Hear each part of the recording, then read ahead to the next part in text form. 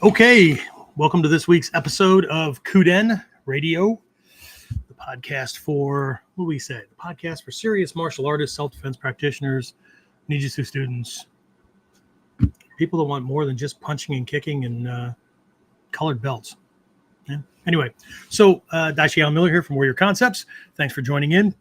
And I've got, as usual, my trusty, I'd say right-hand man, but he's taller than me. Reminds me of that old song from, I think it was from the 80s. You Can Call Me Al. It was like a Paul, let's see, who was it? Paul Simon song. Anyway, in the video, Chevy Chase was his partner, and he was way taller. And anyway, let's see. This episode actually marks the end of a, I think, 15 episode series that I started a couple of months ago, where we walk through several different aspects of training, different perspectives between, and again, this is for us to be successful, right? Mindset, what things are, what they're not, that kind of thing, right? So where I'm going to be steering tonight is kind of taking a look. I'm saying tonight because it's 8 p.m. Eastern time on August, 26th, as I'm recording this. So if you're listening audio only or whatever, I apologize. I try not to do that. But so what we're going to be taking a look at is kind of the end of the, not the end of the path. It's actually a new start, but we're going to be taking a look at a debate that a lot of people have about why dojo training is best, why being in town with your teacher is best, and those kind of things, and why online stuff doesn't work, even though they show up for stuff like this and listen to podcasts and watch YouTube videos and all those kind of things. But we're going to be taking a look at this from kind of a three-pronged approach about the way any mentor or coach or somebody who's trying to assist you in being successful in any endeavor, right? We're going to take a look at three things that they could do for you to help you get where you're going faster, right? And how that relates to us, all right? So we'll talk about that more, and and a lot more when I get back. Question is this: how are self-defense and success-minded people like us, concerned citizens worried about protecting ourselves, our loved ones, and the things we care about from the monsters we know exist in the world? How do we train in a way that gives us the skills, knowledge, and understanding we need without becoming paranoid fighters or killers ourselves, and yet still allows us to be the hero protector the world needs us to be? That's the question, and this podcast will give you the answers. My name is Jeffrey Miller, and welcome to KUDEN Radio, real training for real people in a real world. You know, James, that's pretty freaking presumptuous of me. The end of that whole thing, this podcast will give you the answers, right? Well, it's going to give you answers. I just did a beginner's, an introduction to defensive combat handgun seminar this past weekend. And James was out shooting with us as well. But I decided for this particular seminar to lead things off in a way that one of my teachers, Shoshi Malmstrom, used to do quite regularly, where he would start off and say, everything I'm about to teach you, or everything I'm about to share with you, is shit, crap. Okay, that doesn't mean that it doesn't work. Okay, what he was alluding to and what I was alluding to, of course, I explained it to students, doesn't mean it doesn't work. It means that I can do it, and this is what I've learned, and based on my learning, tempering process, because again, I used a lot of this stuff on the street, used the life skills. Holy shit, it's that part of the training saved my life. But it's only information to you until you do anything with it. Okay. And so I think it's important that we put a teacher in their proper place. And I don't mean that from that perspective of some arrogant ass who's like, well, you need to put that person in their place. No, we need to understand what that place is. Right? My Miko students know that we have these mandala, these mind maps, basically, with these different characters or different symbols in places and whatnot. And they learn that they're not just arbitrary, right? They're in certain places because of their connections with other things and their relative or relationship or contribution to the whole, right? And so what often gets in, the way for some students is, you got some that put a teacher in a holier than thou position, right? They put them up on a pedestal, and then, just like with a parent, right? At some point, they're going to tell you something you don't want to hear. They're going to tell you, that you're not ready for something, or, they might even lie to you. A good teacher will lie to you. And I don't mean in a way that is conning you. I mean in a way that it's what they do to test to see if you're actually validating your information and you're actually testing things out, or if you're just blindly going along believing things and just regurgitating it back. Right? Hatsumi Sensei told me that a long time ago. Right? I will lie to you. Right? That actually had a couple of my peers drop out of the training because I'm not paying this person and I'm not here for this guy to lie to me. I'm here because he's supposed to give me the correct lessons and not play freaking games. Which part of this is Ninjutsu do you not understand? But he didn't want to hear that. So, and it's also life, right? I mean, I'd love to talk to anybody who's never been lied to, never been conned, never just, had somebody manipulate you, blow smoke up your ass or whatever for their own self-serving purposes, right?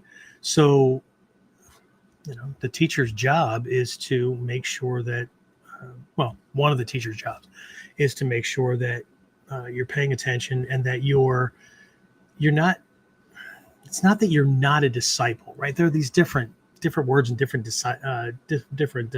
definitions, but their job is to faithfully pass on stuff from the past through themselves to you in a way where you're able to do this stuff for yourself, right? And so, anyway, I want to take a look at this, and I'm going to borrow, like I usually do, I'm going to borrow the principle from the Gyokko-ryu. That's a 3-in-1. Well, it's kind of a double-bladed sword, right? It's 3-in-1, 1-in-3. 3-in-1 is you've got any aspect or anything, any technique, any skill or whatever, and you need to be able to split it into at least 3 subsets, 3 aspects. Could be more, but that allows you to hone in on and fix or really understand each of these. Now, you're not really breaking anything. You're just coming at it from a certain perspective. And then ultimately you can let it go back to its original, form, but you're going to understand it a whole lot more. Okay.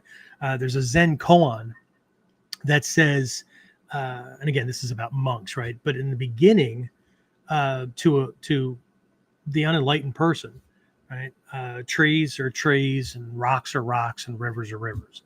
Okay? But to a student on the path, trees are no longer trees, rocks are no longer rocks, and rivers are no longer rivers.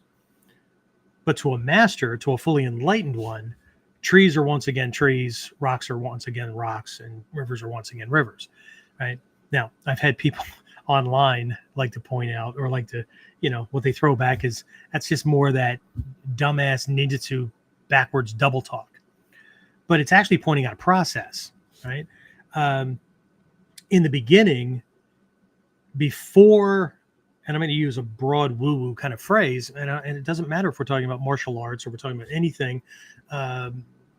It could be spiritual, it could be martial arts, it could be anything that we're trying to master. We're trying to become an expert at, right? We're not looking to be mediocre, okay? We're not looking to be average. Shit, I'm coming from average, right? I'm certainly not doing this stuff so I can be average, right? If everybody was doing this, I don't know, who knows? I might have been looking for something else. But if everybody was doing this, the world might be a safer place too. I feared a long time ago that if only 12% of my town, my community, had black belts, can you imagine how freaking safe this place would be? Right? Where a criminal wouldn't know, that less than 1 in 10, right? House they might break into, or person they might mug, or somebody they might, decide they're going to jack up or whatever. They wouldn't know. So it's just going to be easier and safer to go to another town and, be an asshole over there. Right. That would be freaking phenomenal. 12%. Right. But anyway, so, where the hell was I going with that, James? So if I were coming from average, right, I'm doing this to not be average, right? The average person is very vague in the way they touch the world, right? Have you ever, I don't know, looked at something or pointed them out, pointed a person, place, thing, experience, or whatever out to somebody, and I'm going to borrow something because it's in the koan, right? Hey, check out that tree over there. And the person you're talking to says, yeah, tree. You've seen one, you've seen them all. Okay. Cloud, river, rock, mountain, person, whatever. Okay. That's where we come from. Okay. Same thing with the way we look at martial arts techniques. I know back in the day, I looked across the board, and if it was in a martial arts magazine, if it was in a book or whatever, then it must be okay. Other people vetted it, and it's here, so it must work. Right. I wasn't attached to brand, anything like that. Right. So, right, so we start out this way, right? To somebody who's not even on the path, they're barely scanning their world, right? If it's not directly affecting me pain or pleasure wise in the moment, what happened? Right? I wasn't talking to somebody, for those of you on audio only. That's pretty much how they are, right? But to a student who's truly going through the process, where you're really examining things, right? One of the first things you start to recognize is that a tree is not a tree. And while there are trees of a certain type, right? There are elm trees, there are yellow pine, white pine. See, difference in needles, color, top sides, undersides, length of needle, all that kind of stuff, right? Hickory, whatever, right? Pick trees where you are. Let's see, my guy Victor's a transplant from New York to Florida, so cypress, and right, just throw in whatever's around your area, right? But they're all unique individuals, just like we are. Okay, so that means they have their own scars, they have their own diameter. Everything's different. It's all unique, right? So what the student learns to do is look at that thing and develop critical thinking, strategic thinking, assessment. Things, for the average person, they just get too damn anal. They're too damn specific about things. But meanwhile, their teachers are telling them, you're too vague. You're not specific enough. And so we keep on with the process, right? And again, same thing with roles or pikakata, whatever, right? And so we get to a point, right, hopefully on the other side, where, again, the koan says, but to a master, but to an enlightened teacher, trees are once again trees, rocks are. So yes, they are, but you don't look at them. Because what people will do is we'll go, well, if it's the same for the master as it is for the guy who hasn't even done anything, why bother? Yeah, it's not the same. Okay. These are words, and you're supposed to, a koan is a Zen teaching device that causes your brain to lock up and suspend thinking so that you have to start asking questions, right? And so the teacher, yeah, right, if it's right and in the moment, right, they're just trees, okay? It's the forest. I'm interested in the shape of the forest. How dense is it? How wide? What am I dealing with, right? But if I'm looking at a tree, then I need to look at that tree. It's the same thing. right? With people make these generalized statements. Oh, women drivers, men, they do, this kind of thing, right? Or they just generalize, right? People suck, whatever, right? And they can't understand why they can't get anywhere, right? So we have to do the same thing, understanding relationships and connections. Well, we don't have to. You can do whatever you want, but I'm assuming that since you tuned in, that you might want to hear my opinion. And again, take it for what it's worth. But there's that, right? So anyway, what I want to do during this episode is I want to take a look at 3 ways that really this is all there is, in all honesty, right? 3 ways that any teacher, coach, mentor, consultant, whatever, that anybody would hire or that would take you under their wing to help you get where you're going.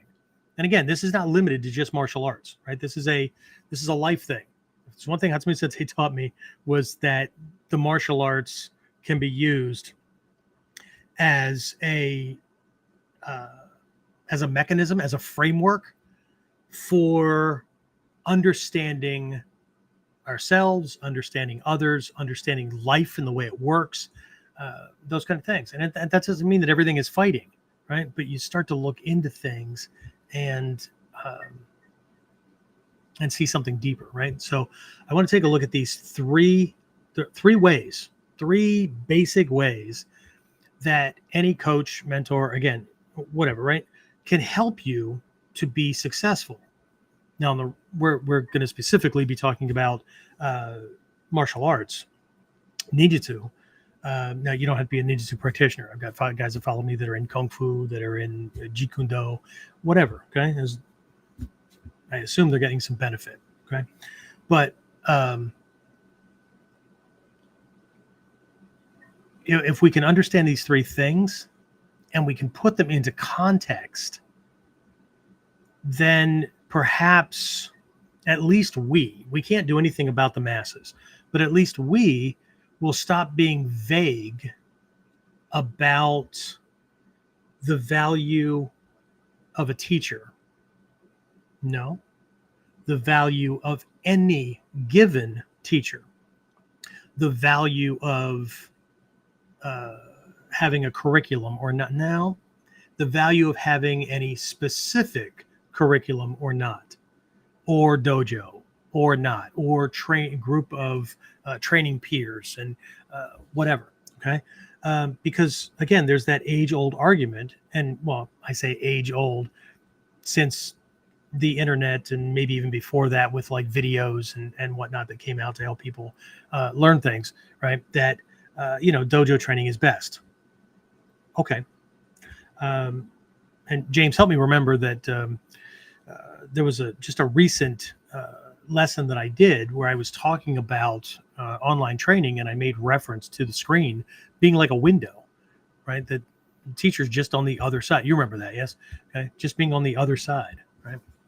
And so, does that mean that any one thing is the best? No, because everything has its positives and its negatives, right? So I want to talk about these things, and then we're going to take a look at what I think is would make for a well-balanced, productive, and effective distance learning program, right? Because when folks pointing out the problems with things and what makes them bad, they're not wrong, okay? But are they just speaking generally that things just don't work, or they don't work for them, or they don't believe that they would work for them, or they tried it, but see, there's all this shit going on, right? So it's kind of like when somebody points out that they want to tell me that a survey was done or a study was done. Anybody see that meme that I just shared? Was it yesterday or today? Mark McYoung put it out, and it was fucking brilliant, because I talk about this stuff all the time, right? That this survey or that study shows, and who ran the study, any confirmation bias already wired into that thing? Like, did they expect certain outcomes?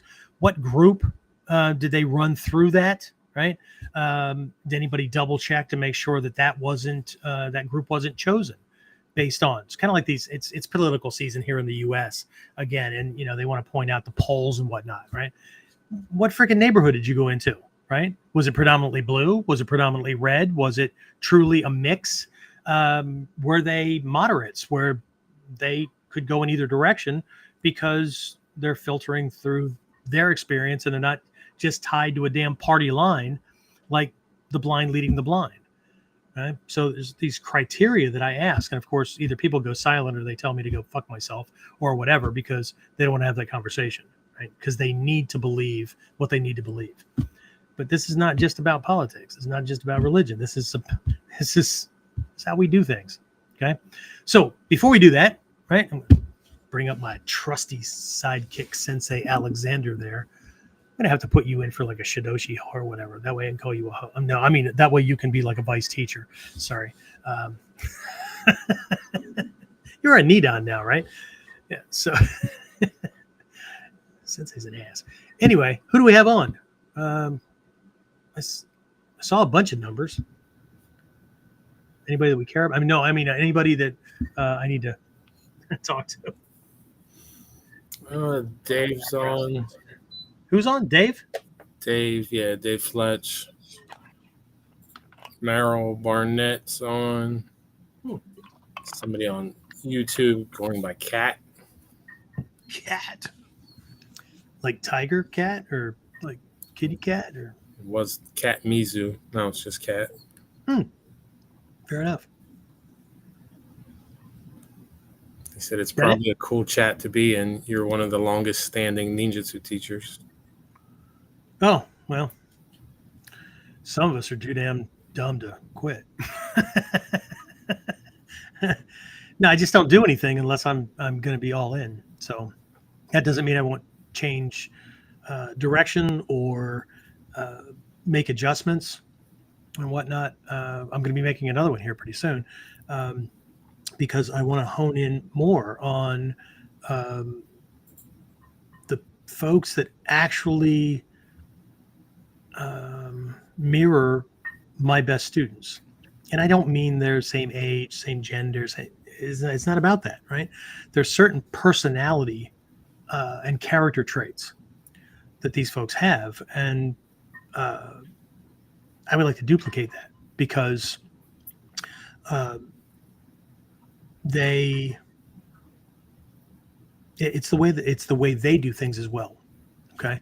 Now, does that mean I don't have other ones that have gotten into my programs or in my programs and they act differently? No, but when I say they act differently, they also get different results. Okay. So, now that doesn't mean I'm kicking anybody to the curb or anything like that.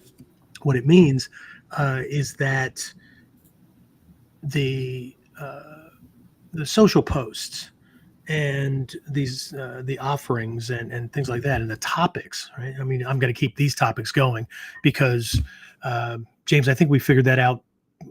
Was it last year or somewhere the tail end of COVID or something that all of our most recent, and I mean, like since the second iteration of KUDEN, right? We started realizing that at least 80% of our best students, like, already come after binge listening or watching these, hitting as many Whiteboard Wednesdays as they can hit, and so when they come to me for training, we get on a Zoom call because I want to get to know this person, and but at the same time, I make no assumptions or have no expectations that they're actually going to enroll, right? So I mean, I'm asking questions like, what is it about ninjutsu, right, that does it for you? Okay, because I always ask for a background first. They emailed me this thing, and what's your training background and whatever. Okay, so why ninjutsu, right? Why not just keep doing what you're doing? Because I want to know where they are in their head. And then it's going to get around to, why me? I'm this old fat bald guy, right? I mean, have you seen the slander and shit online? Right? Why me?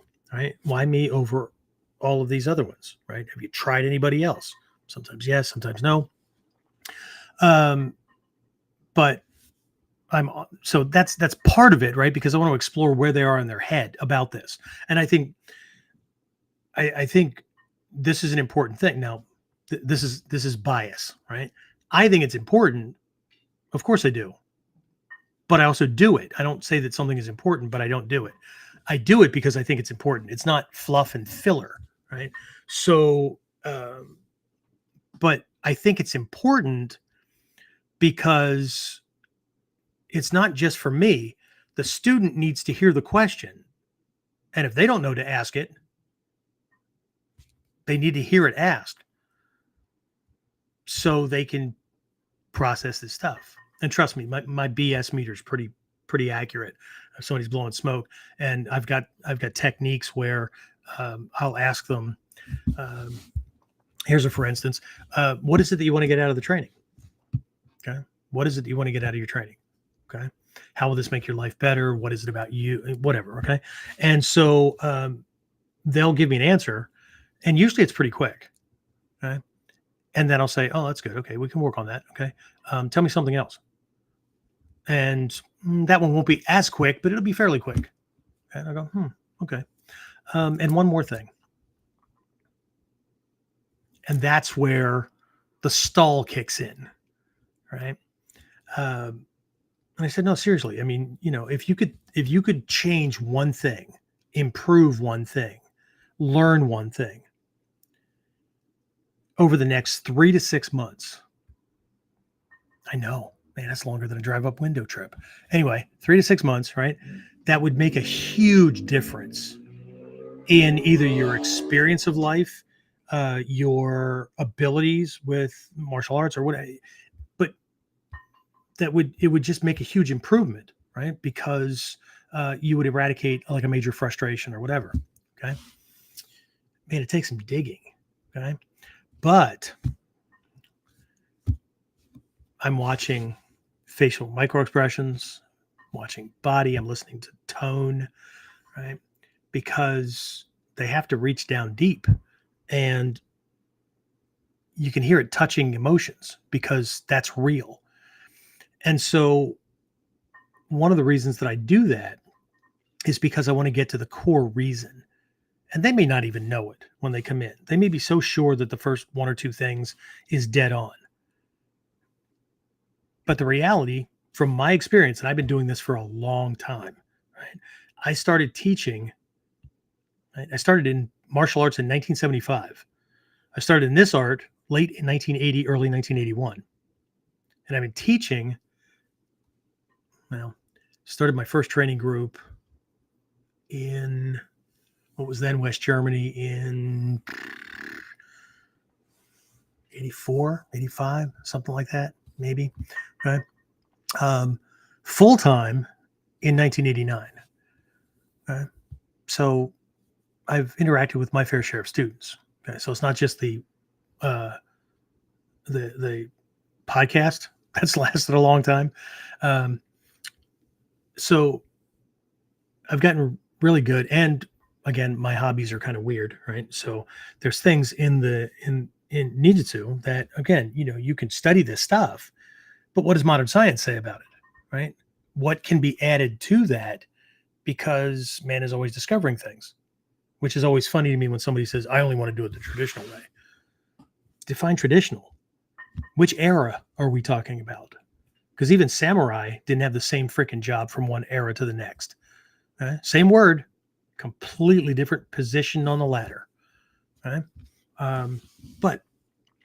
So I know that when people typically come to me and they want to do this thing, right, they've got this reason already ready, right? And I believe that they believe it's true, right? But they've got this top of mind reason. And they might even have a backup. But if I can get below that, right, I can get to something that this stuff actually becomes a solution for.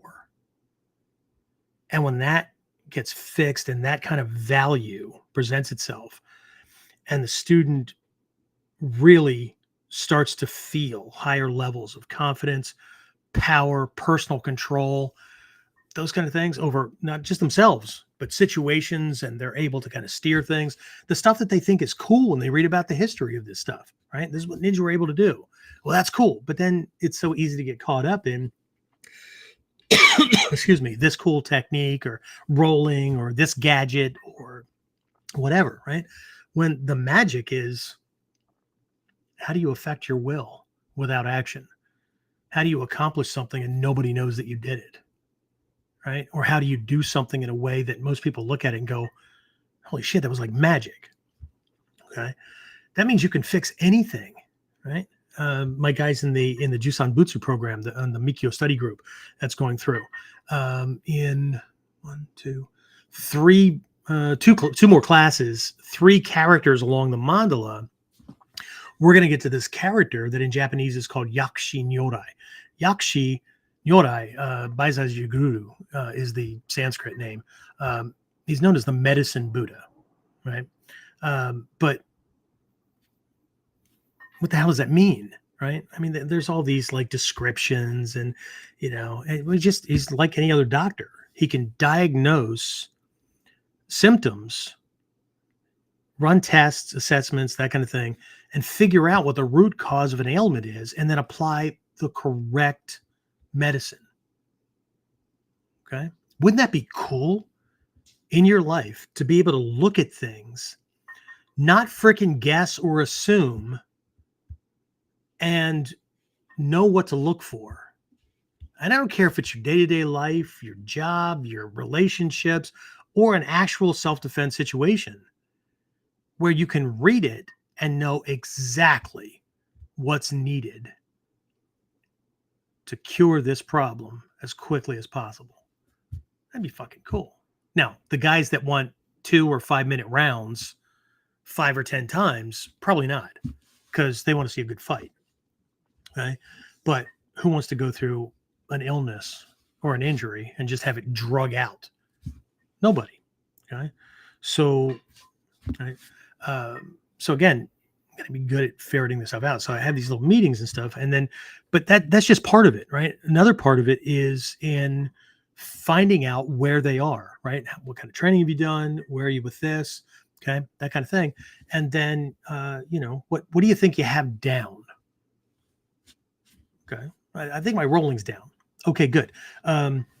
So you're able to go into a roll and come out of a roll, punching or kicking, coming out of the roll, where the punch or the kick is actually the power is generated by the roll, and the punch or kick actually assists you in coming out of the roll itself. So if you go into a roll and he or his friend positions themselves to meet you as you're coming out, and they can jack you right there, you can come out attacking, not come out and then attack, right? Maybe some yes, some no, right? Okay, well, let's back it up a little bit. Can you come out of your roll in kamae? You can hit your mark, not be off balance, and you're in that position. Okay. Maybe yes, maybe no, right? Can you pick up a weapon in the process of a roll? Can you roll with a sword in your belt, right? Forward, backside, those kind of things, and not crack your hip, right? Can you throw a shuriken from inside of a roll while you're rolling and hit your target? Right? See, it didn't stop. Rolling didn't stop with rolling. What's next? Okay. But either way, I need to know where they are, because whether or not we ever continue, they're getting something, right? Some next steps, because that's why we got on the phone. I'm not getting on the phone for a sales pitch. I'm getting on the phone to see why me, why this art, how do they think I can even help, right? And then, if it goes in that direction, any other questions? Sometimes people say, yeah, what's it take to become a student? So then, I'll go into these couple of programs that are I would say the most popular as far as where coaching and mentorship is involved. James, would you say the low end at this point is probably the Nimbo Masterclass? So they're getting 2 Zoom classes a week and whatnot, and they can be on live, so they're getting feedback. And if they live in a part of the world where they can't, then they can always shoot me an email and whatever. Okay, and then we've got these inner circle kind of things where there's way more involved. So here's why I'm going to be making the change. And putting out more questions, not just questions, quizzes, points of view and whatnot, but ones that are specific to where they are in their training and what I know they're looking for. And that doesn't mean that other people won't benefit, because some people just go through and anything that has the damn word ninja on it or Bujinkan or Hatsumi, they'll copy, share, like, whatever. Right. But I'm looking for people that are using it. They're already using it, because otherwise they're just going to get involved in my program and do the same shit they've done with everybody else's program. Because if they were actually working those other programs, they wouldn't have time to get in mine. That's my opinion. Okay. Based on observation. But what the big reason at the end of that is, for those folks that James and I were just talking about, that 80%, by the time I get to that point, and they'll ask and I'll explain, and then I'll say, do you need some time to think about things? You have any other questions? And they're like, no. I appreciate all the details, but I just wanted to know the details so I could make sure that I was right, because when I got on the Zoom call, I was 95% sure that I was going to sign up anyway, no matter what it involved. Okay. So I don't have to do sales pitches. Okay? People think that I'm giving away the store because I do all this stuff for free. Now, we do have the occasional person that complains, right, James? Right? All you care about is money, and like the stuff's too expensive and whatever. And really, if that were true, how many hours a week of information and training am I just fucking giving away? Right? Here you go. Right? And that doesn't include that's not just the time that I'm on here, right? Because we have editing, we have all kinds of other stuff, right? Emails promoting, getting the stuff out so people can, listen to the recording. And James and I, we're kind of busy. But what I'm really looking for are those folks that they're already doing their due diligence. Right? And I think that any good teacher does that, because that's what my teachers did. And it wasn't easy to just sign up. Not that they made it difficult, but this is what it costs to come to the seminar. This is what the training is. This is what is involved, right? My first question to Sensei Hayes, way back, right? Way back. Because I had been doing, remember, we didn't have internet. As a matter of fact, up until 86, is it 84, 86? I don't know, something in there, right? We didn't even have shit on video, right? We didn't even have VHS tapes. What we had were cheesy ninja movies that everybody was trying to mimic and shit, right? So what we had were the books, right? I mean, I could, Sensei used to describe this stuff. I did the same thing. Freaking open the book, put some weights on either side, look at the static photographs, and try to figure out, not the photographs, because they're just index points, what's going on between number 1 and number 2 and number 3, so that it's a flow. Right? That required critical thinking. That required a little bit more work, because it wasn't a karate kata where step 1, step 2, step 3, step 4. Although I do remember at a couple of Shadows of Vegan Ninja festivals again, way back in the day, where people would come in and they had a karate background and were trying to do the self-taught method and got up and demonstrated for rank and literally did it like a step-by-step hard-style karate kata because they were duplicating the pictures. Step 1, step 2, right? And so, they got props for giving it a try, but it wasn't as easy as getting video. But then people get video and they're not taught how to translate what they're seeing. They don't get that they're only looking at one side of the house, right? That there's a whole bunch of other stuff going on, right? And even if they could see all the way around 360 and top and bottom, they could see that whole orb. They can't see on the other side of the skin. So they have to understand what the muscles are doing. Where's the contraction happening? Where's the relaxation happening? How much tension, those kind of things, right? So again, in some instances, the teacher can only be a signpost, okay, kind of like a street sign, right, to help you get where you're going. But there's so much they can't teach. My teachers used to say this all the time, right? I can't teach this, but you can learn it. Which again sounds like that dumbass ninja double talk, but that it's true, right? You're only getting these indicators, and as the Buddha said on his deathbed, ultimately you have to work this stuff out for yourself. Okay, I'm sure lots of other people said it too. That's just what came top of mind, just in case I'm making people feel all weird because I'm mentioning the Buddha. Okay. Well, you're only mentioning the Buddha because you're fat too. That thing that people keep on their bookshelves that they call the Buddha, the fat bald guy. Yeah, not Buddha. Okay. It was a bodhisattva, right? He was pulled in from Taoism, right? As a saint and used as an expedient to help people understand certain aspects of the enlightened path and whatnot, right? But not the Buddha. Sorry. Okay. It's just like if you go to Japan and you bring home one of the little beckoning kitties, the maneki neko, right? That stand on a shelf and it's got its paw doing this kind of thing. Yeah.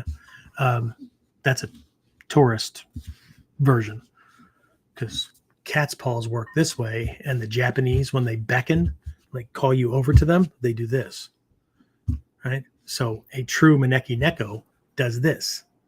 It's shaped this way.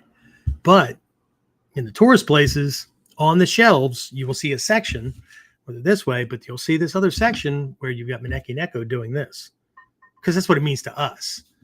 It's technically not wrong because it means the same thing to you that the other one does to them, but don't walk away with it like, it's this traditional thing because it's been modified, right? It's been adjusted, right? So anyway, anybody else sign in, James, before I jump into some of these things? Because I want to look at these three ways, right, that you can get help or that somebody that you're going to for help. Again, you have to believe that person can help you because there's a shit ton of people that believe that they can listen to stuff like this, watch YouTube videos, read books, and figure it all out. Okay. And I'm not saying they can't, but there's a quote in the new, one of my students just gifted me with one of the new books. Alex, I don't know how to pronounce his last name correctly. Esteves. Do you know what it is, James? Esteves? I think it's Esteve. Esteve, there you go. Okay, thanks. Yeah, he's from Spain, so that would make sense. It's called Nimpo Bun, right? And there were these manuscripts from Hatsumi Sensei. They're very, very short and very. It looks. If you were to just skim through this thing, it's like shit. I paid that much for this. Well, I didn't because I got it gifted, but I paid that much for this. Yeah.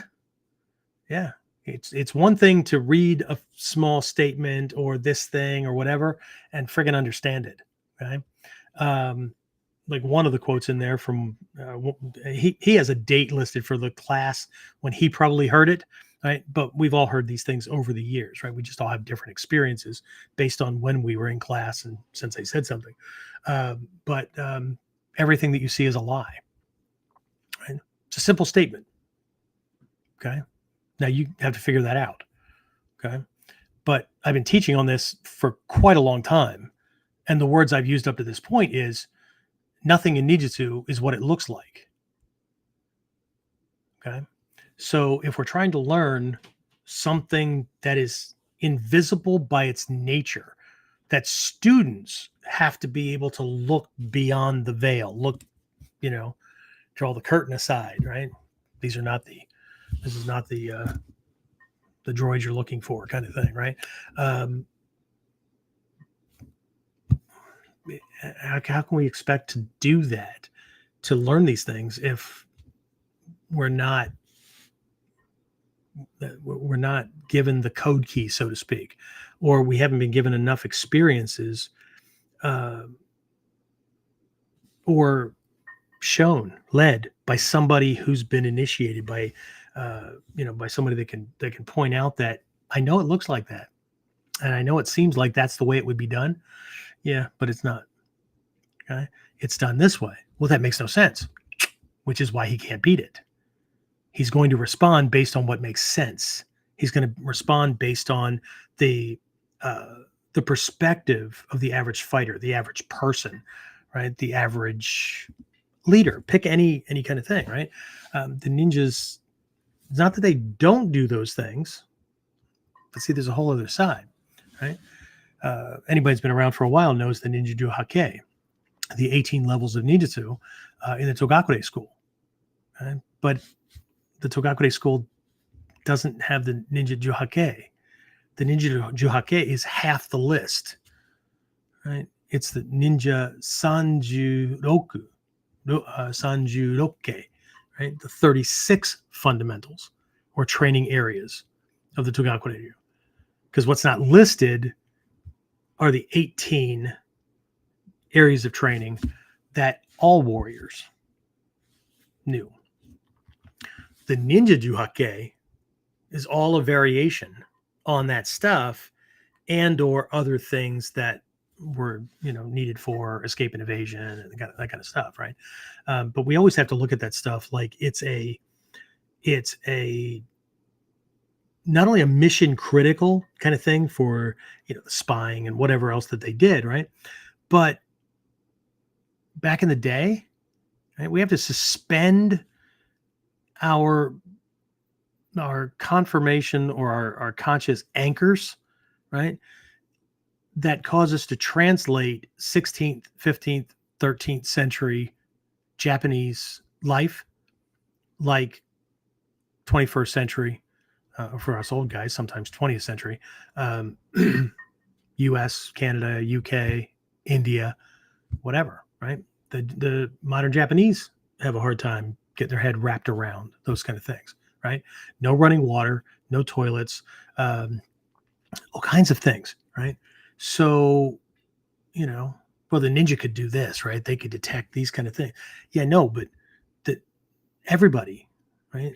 I mean, the bigger the village or the town or whatever that you lived in, maybe it started to get squashed, just like most people that grow up in society now, right? All those faculties that we need for fifth dan, sixth dan, those kind of intuitive qualities, they've all been shoved to the background. They've all been smothered, right? We don't need them because our world's pretty freaking safe, right?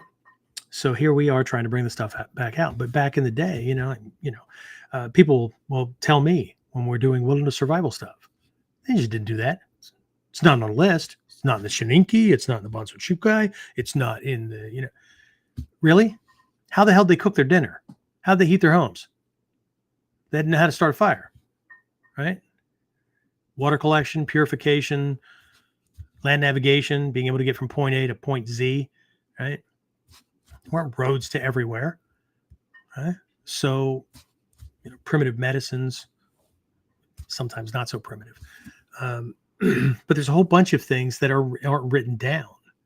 Well, they're not written down because like everybody knew how to do it.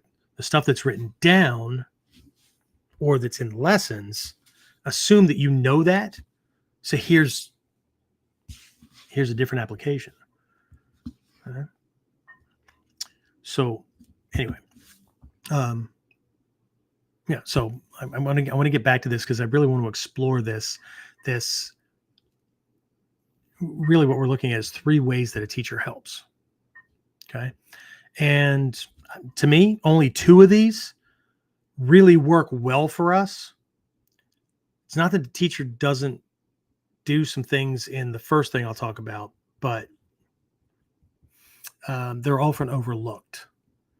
Okay, but I'll make reference to one of them that we have that is extremely popular. Okay? It's a done for you kind of thing, right? So anyway, James, anybody jump on that I should say hi to, or any questions or comments up to this point? Dave's got to have something.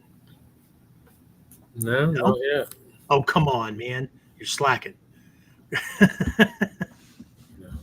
Nothing from anybody. Anybody new on? Did Victor make it?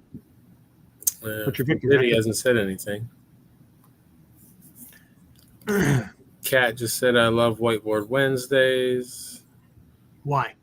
And because most people don't.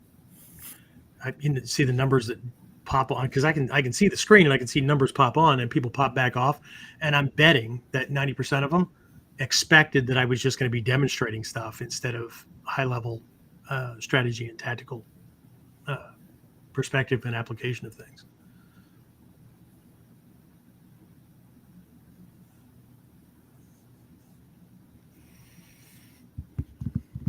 They also give a quote: one of us tells the truth and one of us always lies. A single character in Labyrinth.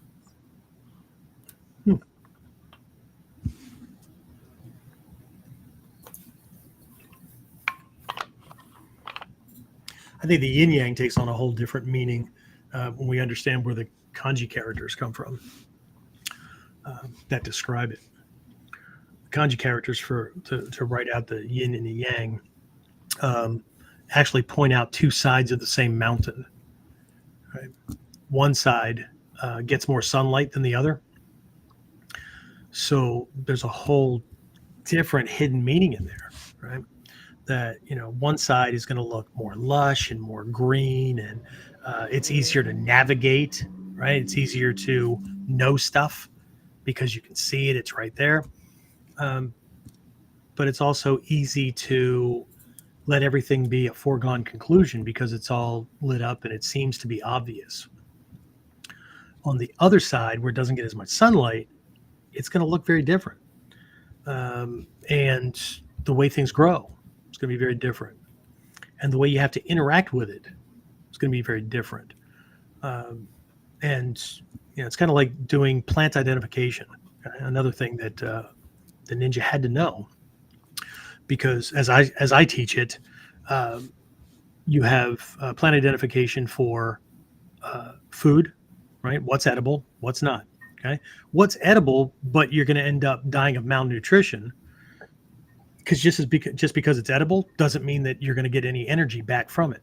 Okay, for instance, grass. Right, grass is edible. Right, we can eat grass. Right, it'll help you poop because you're getting lots of fiber, but you get no nutrients from it because our stomachs aren't laid out like goats and cows and things like that. So you get nothing from it. Okay, so but either way, right? There's food. There's medicine. Okay, the opposite of medicine is poison, by the way, because all poisons or all medicines are effectively poisons. Okay, so food, medicine, and utility purposes. Okay, so while grass is not edible, right, I teach people how to make rope out of grass. Okay, or lots of other things. Okay, so the ninja had to be able to do that. I mean, they didn't have grocery stores to go to. 7-Eleven's on the freaking corner. I'm gonna stop off and get myself a ho-ho and a Diet Coke. Okay. Or whatever. I make jest, but if we can't get below that level of assumptive thinking, the rest of this art is just it's more than invisible. It's literally it's not like it's hidden from you. It's kind of like an Armikyo, where it's called like secret knowledge, secret teachings. It's not secret. Some of the stuff's secret to keep it from people because they'll abuse it, right? They won't understand it, they'll abuse it. But most of it is not secret that way. Most of it is secret because we've all been taught to look at ourselves and life and the world and interactions and things like that a certain way. But the truth is that it doesn't operate that way, right? It works, I don't know, close enough that we can guess our way through. Anyway, right? But the cool thing about martial arts, I think, is that it's personal development on steroids. Okay? As this art is taught, right? Because you can just study martial arts for kata demonstrations or belt ranks or whatever. But when you're talking about survival, right? One of the first questions that Takamasa Sensei asked Hatsumi Sensei, okay, when Hatsumi Sensei first went to him for teaching, Hatsumi Sensei was a braggart. Okay? I've got all these black belts, Menkyo Kaiden, da. And Takamasa Sensei just sat there and listened to him. And when he was finished, he said, yeah, okay, great. But can you survive? Well, survive what? I don't know. Whatever comes at you. I get it. You're a good fighter. But can you survive? Because not every threat, and this is the approach from the ninja's perspective, which is why I've always said that ninjutsu is not a real martial art. Not the way most people define it. It has martial aspects, which people tend to focus on 90% of the time now. But back in the early days, it was put in its place. The physical accounts for a third, the mental a third, the spiritual, emotional, that kind of personal development, seishin teki, that kind of thing, a third, right? Where the kuji is, that kind of stuff, right? But as most people define it, now, as it's reflected today, sure, I'll give you that one, right? Because most people decided that they only wanted to do Budo Taijutsu. Most people don't even want to do Ninpo Taijutsu. Yep, there's a huge difference. So, anyway, anything else? Dave came through for you. He said, if you drew a face using the yin yang, you could put it on its shirt with the words "in your face."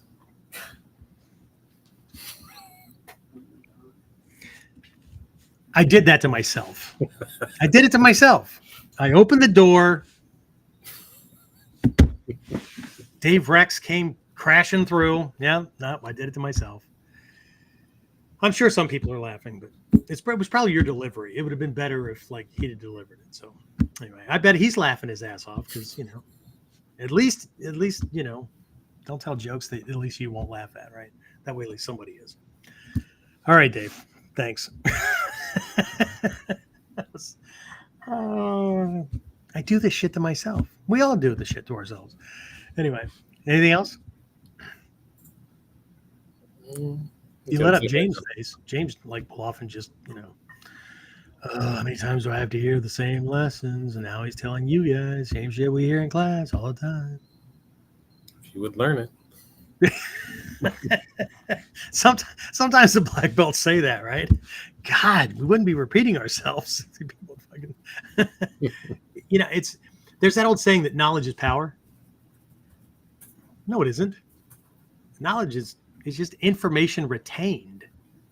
It doesn't become power until you execute on it, until you use it, right? Problem solving, that kind of stuff, right? So, I learned all this stuff. I learned all these skills. I performed, right? Did a little performance, right? And I passed at least a minimum standard. And so I got this belt.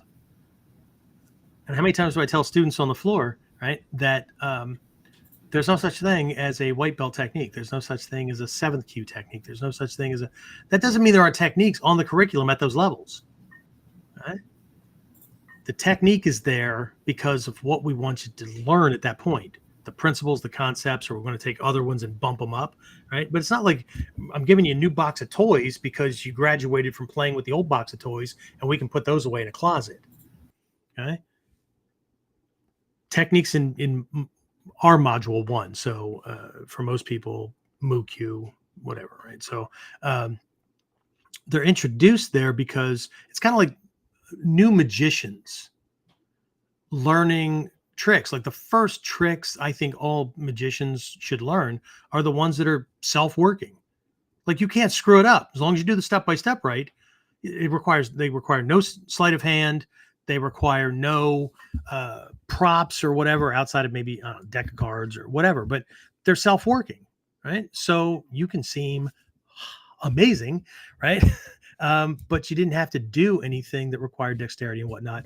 And that allows you to add some things to your repertoire and produce results, which is like, you could help with birthday parties or, amaze your kids or your grandkids or whatever, right? Like I'm back in a stage where my grandson is amazed by something called a French drop or a coin palm where, just make it disappear and then make it reappear behind his ear or, whatever, right? And just laughs his ass off, right? And then he walks around trying to like hide it and then stick it behind somebody's ear and, just that kind of thing. But you have this thing that you can do, or these things that you can do while you're working on increased skill. But the problem is we can get caught up and hypnotized and amazed by our own thing. And then, we move on to the next or whatever. Right. But what does, I don't know, we have one in the way I was introduced to this, right? It's a fundamental keyhole, right? But it addresses coming from a certain perspective, a certain emotional state or whatever, right? So we had this Shoshinsha Chino Kata Dakanta Jutsu Bogyo Gata, right? So I know, long string, right? It's just Shoshinsha is beginner, Chino Kata, this kind of an earth thing, but it means from a stable, centered position where I'm unmoved emotionally by this person that's threatening me, right? And then Daken Taijutsu, right? It involves striking and stuff. So he's throwing this thing. Bogyo means defense or defensiveness, and Gata is an example, right? So one of the things we give people, against the hook punch is we've got this high receiving, we just call it a Shizen block. And a lot of people like to argue that that's not in the Bujinkan, except that it's very Tagagi Yoshin-like. So, and you could do it from Hoko and nobody would complain, but we do it from Shizen and people shit a bread basket, right? I've never seen it exactly that way. Well, not my fucking fault. So anyway, right, there's this and there's a shot to the Asagasumi right here to snap the head back. And if they don't pass out right then and there, then there's this Jinshu point where the upper lip plugs into the base of the nose. If you press in, you're at the root of the teeth through the gums, and it's a pressure point, right? So you pop somebody on their ass. So great. Okay. So then you move on to the next module or the next rank and you get these other techniques. What about that one? Well, that's a beginner technique. No, that's a technique that we give to beginners. Don't confuse the two. Okay. So here's the question. What does that technique look like? And how would it be done by somebody who's in the intermediate phases? What's it look like if a Shodan were to do it? What's it look like if a 5th Dan or an 8th Dan were to do it? It's not going to look exactly the same because the white belt only learned a couple of principles, a couple of concepts. They had a whole bunch of coordination issues and understanding issues and timing and those kind of things, right? But in your intermediate phases, how many more principles have you learned that would directly affect your performance in that technique, right? Same thing, Shodan, 5th Dan, 8th Dan, whatever, right? Okay, so again, we come at this because we want to learn this thing, but we go and filter it through whatever past karate or who knows experience that we had. Right. So again, we're back to what the hell's a teacher's job. Okay. So let's look at this. We're going to look at three ways that a teacher can help. Right. So I'm going to lay them out, and then we'll just take a look at each one briefly. And then with your permission, if you are okay with that, and if not, you disconnect. I watch the numbers go up and down all the time. So we'll take a look at how that shows up in my distance training program. Okay. Not a sales pitch, nothing. I'm just going to explain why this one looks the way it does. Because one of the biggest things we get is that's not the way they do it in Japan. That's not the way the rest of the Bujinkan does. And I don't care because I've been through all of it. Right. And the goal for me and the primary students that I'm looking for is to be able to translate this stuff just like the ancient ninja did. But remember that the stuff that the ancient ninja did was modern technology during their time. So for us in the 21st century to want to do shit like they did in the 15th century, right? And I'm not saying modernize it by drastically changing it so we end up fighting like everybody else. Well, that's just stupid because that's dropping things, right? But to continue to do things against ancient techniques from another land or ancient attacks from another land and not figure out how to apply those same principles and concepts against the way it looks today where I live. Well, that would be like the ancient ninja not inventing new technology, but doing shit during the 15th century like it might have been done in the 9th century or whatever. It's the same freaking logic, right? The ninja were ahead of their time. It was the samurai who wanted to preserve what their daddy did and what their grandpa did and what their great-great-grandpa, right? If it's good enough for great-great-granddaddy, it's good enough for me. Okay. We're preserving tradition. Not that the ninja didn't have certain traditions to preserve, but there's a whole different way of looking at things. Okay. So anyway, all right. So 3 ways that a teacher, or you know what, I'm going to stop using the word teacher for a moment because I want to make this more generalized. Okay. It doesn't, I use people like this all the time. Okay. It could be in my business operations and I need to get something done that I don't know anything about or I know very little about. Right. So I might hire somebody or get somebody to help me with that thing. Okay. Or it might be some other personal development realm or whatever. Okay. So one way that mentor or that consultant or whatever can help is by doing it for you, right? Done for you, right? They do it and then you just plug it in and it works. Okay. So I could hire somebody to do, let's say, Facebook advertising for my martial arts school locally, right? I just pay for the stuff, I pay for their services, and I pay for the ads, but they run it because they know how that stuff is done, and I don't have to worry about the learning curve. Okay.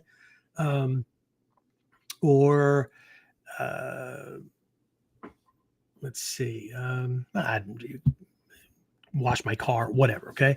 It's a done for you service, right? Now we have something like that, right? We have a done for you blueprint, right? It's a curriculum blueprint. And all it is the workbooks out of each module, right? So we have 5 modules between white belt and Shodan. So there's a workbook and each of those modules has 3 phases in it. So one workbook covers 4 to 6 months, depending on how long it takes a student to go through there. And then we've got these packets and whatnot for Shodan to Nidan, Nidan to Sandan. I think they run out at 5th Dan, but in the done for you thing, we only give them the bonus thing is like the Shodan to Nidan, right? That's what's included. We're not doing anything offering out Nidan to Sandan, nothing like that, right? So I don't think so. Anyway, but one of our most popular things, because most people are operating by the seat of their pants, even if they're training in a group, right? Because for the longest time in the Budokan, rank was kind of subjective, right? And so I think that it's going to start tightening up quite a bit. There's going to be a lot of standards, knowing the personality types of the new Soke, at least a couple of them. It's going to be more than, you're getting ranked because you got a good heart, or you're getting this rank because you've been in training this amount of time, and there's just an underlying belief that students that have been training for the same amount of time should be about the same rank. I don't think that's going to fly, right? Knowing, like I said, knowing a couple of them, starting with Shishu Sensei, right? That's just not going to fly. So anyway, so it's a done for you kind of thing, right? Yeah, but you didn't. What did you do? I shared my curriculum with you, right? Took years to figure this stuff out, borrowing elements from certain teachers that I worked with and whatnot, and put this thing together in a way that helps students, one, know where they are at any given time, two, puts things in kind of a logical order, not necessarily the way the scrolls have it, because the goal is real world self-defense based on the general, like the average coordination level, flexibility level, understanding, fight experience, which is nil, right? When I first started, 9 out of 10 people easily that came in the dojo door had prior martial arts experience, had prior fight experience. A lot of us were military, security, law enforcement, that kind of thing. So our litmus test was very, very different from somebody who just, ninja are cool and I want to be a ninja. Okay? Not that there's anything wrong with that. People can be whatever they want, as we can tell in 2024. But what was done was everything was laid out, and then all you have to do is collect the techniques or collect the skills, and you don't even have to train with us, right? You want to do the YouTube route? There you go. Okay. Really, really popular. We get a bunch of people on a regular basis to get those. Okay. So, but here's the problem, right? We all know that the teacher, nobody can do this stuff for you. Nobody can learn for you, right? I mean, they're doing the learning, then they're getting the value and the benefits, right? Nobody can do the work. If you hire somebody to, hey, learn this stuff for me, what the hell? You're going to tuck them under your pillow like we did our math books when we were in school and let it, go into our brain by osmosis so we can pass the test tomorrow? Well, that shit doesn't work either, right? So, but now this is not 100% because, and I believe this kind of plays into the way a lot of, or why a lot of people say that that dojo training is best, and being right there with a teacher. And I'm not saying that it isn't, right? But I do have a problem with somebody telling me that dojo training is best and I'm only going to do it if I can train with a teacher. But because of life conditions or their own choices or whatever, there's no dojo within 300 frickin' miles, right? And even if there was, maybe they can't afford the gas to go, or they can't afford classes or whatever. And maybe even if they could, James, what percentage contact is, and they're just flat out not going to do it, right? They'll use the word can't, like I can't travel. Well, here's how I worked it out when I was coming up through the ranks and all that, because we had no choice, right? I mean, around the world, ding, ding, 3-4 options. And then some of these teachers started, creating other students, and there might have been 5 or 6 options on the globe, not in any given town, right? And so I give him this. Here's how I did it, right? Yeah, no, I can't do that. But after even a short conversation, what we find out is it's not can't. They won't do it, right? They expect somebody to come to them. I had some asshole one time contact me and want me to fly to Portland, Oregon to teach him in his apartment. Wait for it. For free. Okay. So whatever crazy you think there is, trust me. Anyway, so, but the teacher does do a lot for you. A lot is done behind the scenes, right? We talked about this in previous episodes along this series, right? The teacher creates the class schedule. You know when to show up. Okay. So can I learn any other time? No. Just because the teacher lives in town and uh, uh, the dojo's right there doesn't mean it's open 24/7. It's not a freaking unattended gym, right? It's not a 7-Eleven. Okay? Teachers got to sleep, whatever. Okay? I had some jackwagon one time contact me because they didn't like the timing of the workshops and seminars that I put out, right? And literally said that they expected me to be available 24/7 because Amazon was. That was very nice. I didn't tell them to kiss my ass. Okay. I did ask them if they work for their boss 24/7 or when somebody asked me to do it for free, do you do all this work and just tell your boss that, don't worry about it. Okay. So anyway, but they do that. They put a curriculum together. They put lesson plans together, right? Even if it's in their head, right? Some people just wing it. They provide a facility, right? There's a whole bunch behind that, right? You didn't have to create a training area. You didn't have to figure out when you were going to study. Why the hell did that just go blurry? That was weird. Anyway, you'd have to none of that, right? The teacher already had it laid out, right? So again, people can take that for granted. Right? I was told a long time ago that, and this happened with at least 2 teachers, and they were Western teachers, but I also found that Hatsume Sensei had the same feelings and belief, right? That there was a certain appreciation for military, law enforcement, those kind of people, because they already came with a certain level of discipline, a certain work ethic, a certain focus. And then there was this other thing that, and again, this is not a general statement. This is only, right, because there's always exceptions to every rule. Okay. I've known plenty of lazy, undisciplined military people. Okay. But there was also what I was told by several teachers, that the long distance students who came in for seminars, weekend at a time, or came in for a week intensive, or paid for private training or whatever, that came in, were way more attentive, took notes, and every time the teacher saw them, could be a couple of times a year, could be twice a year, could be just once a year, but every time they saw them, there was always solid improvement, right? That they were working on things.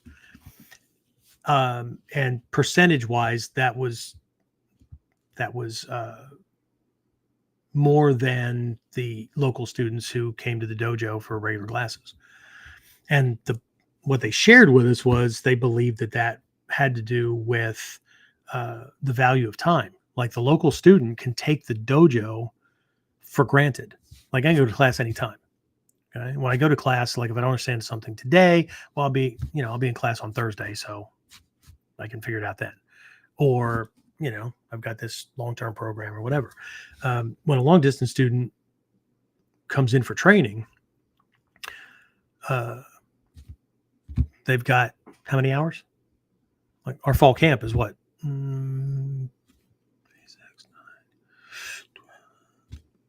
14 hours, 15 hours on the outside. Okay. Not counting breaks. Right. And that's it. You're going to fill your notebook up with notes, and you're going to go back home and make it all worthwhile. Okay. Same thing when I go to Japan, right? I put in easily over 2 weeks. Let's see, 10, 20, 30 to 35 hours of training. That accounts for 1 to 2 classes a day every once in a while there's a third one that gets squeaked in, and that doesn't count.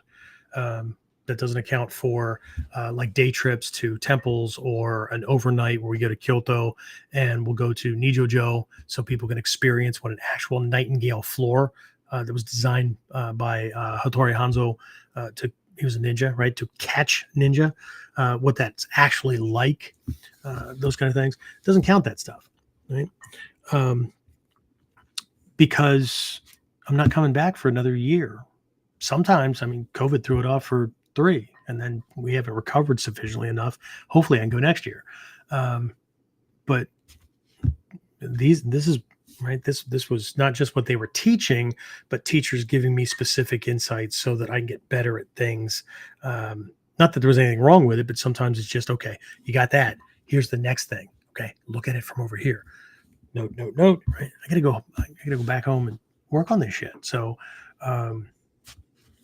anyway, so the teacher does do a lot, but when it comes down to actually, the value is not in them like learning.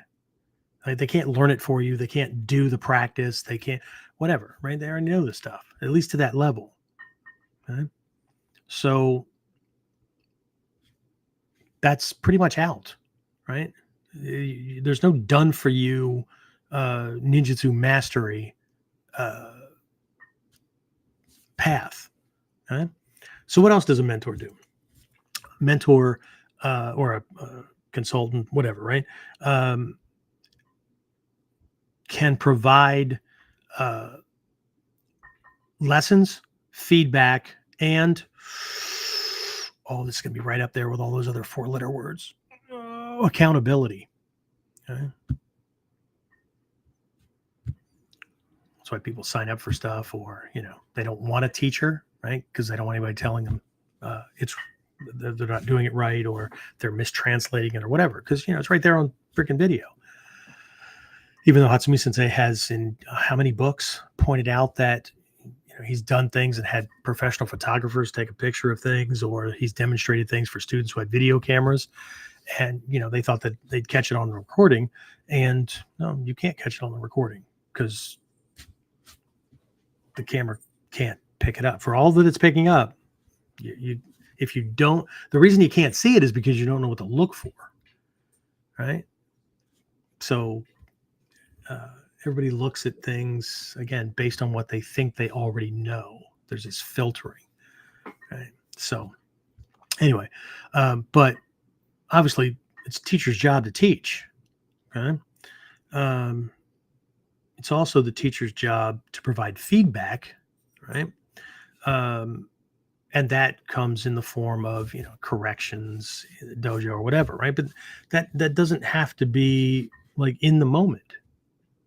I mean, people get correction all the time during our Zoom things, right? Because I can see what they're doing, right? I might even have to change angle. Now do it again. Okay, so here's what you're doing with the arm. You got a timing syncing problem off between this and this, and if you do that in a full speed fight, your uke nagashi is going to be off, or you're going to rush it, and either way, it's going to break your kamae.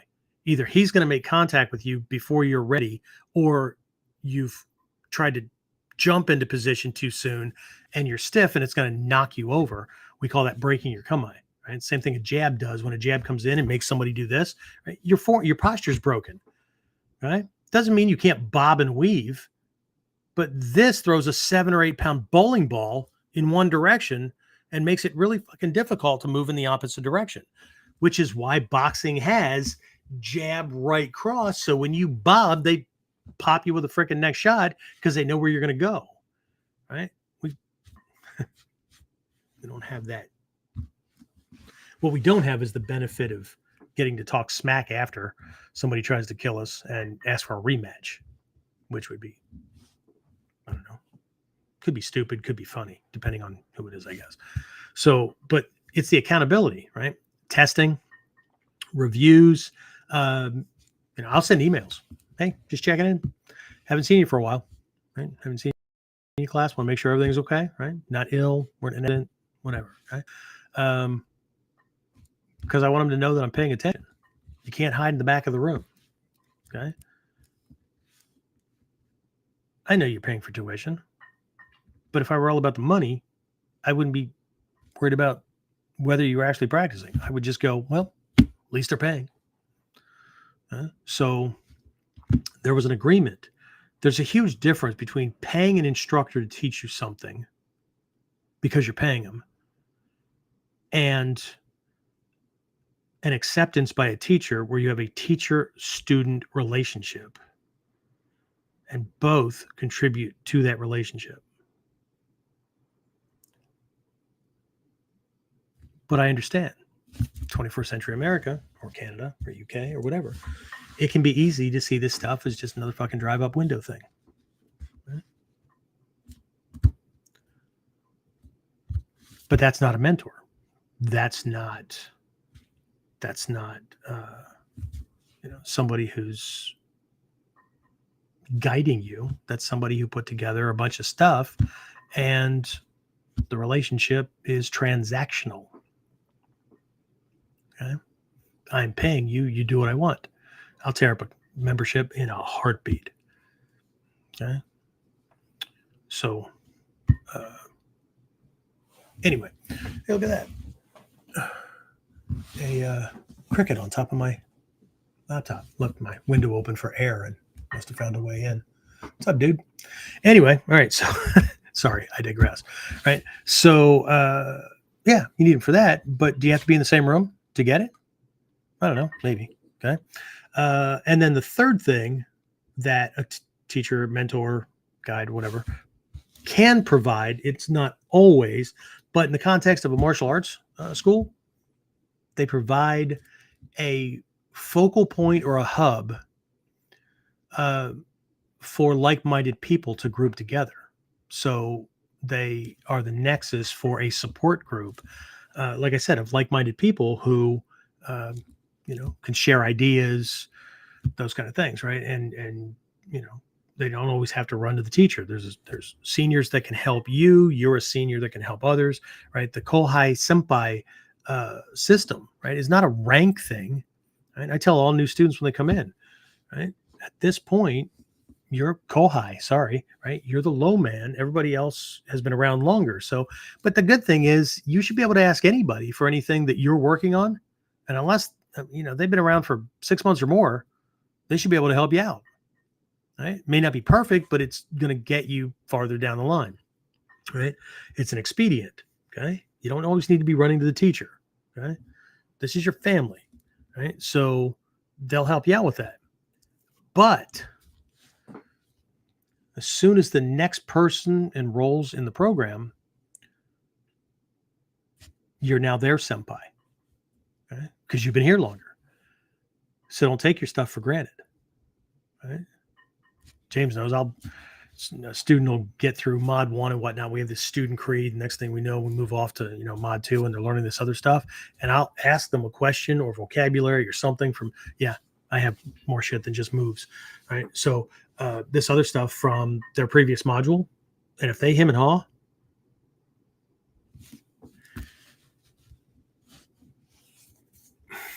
it's a gentle reminder, but I think they get more than a gentle edge to it, that I remind them that you're the senpai of everyone who joined after you. And I'm letting you know now that if anybody comes to me with a question that any other senior student, right, anybody that's above where that student is and has tested out that they know that thing, I'm going to say, check with, okay, that's what your seniors are for. Okay? Check with this person. And we're going to have a conversation that's not going to go well if they come back and tell me that you said, I don't know. Okay? That's accountability. Okay? If you want a drive up window system, if you want, the good old boy club, then you don't really want a teacher. You want somebody who knows something you don't know to show you that thing. Right? But the martial arts, ninjutsu or not, is not just fighting. It's a way of living.